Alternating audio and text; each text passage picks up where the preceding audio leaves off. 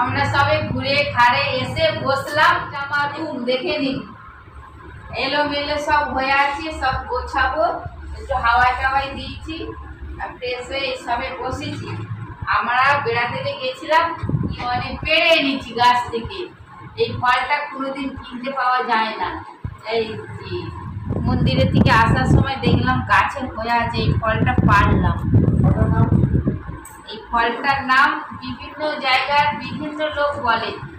আমার শ্বশুর বাড়ির লোক বলে সাই ব্যাবলা, এইখানকার স্থানীয় লোকেরা বলছিল বলে কি জিলেপি ব্যাবলা, বলে জিলেপির ব্যাবলা। এটা দেখাচ্ছি, অন্ধকার হয়ে গেছিল বলে গাছটা দেখানো হয়।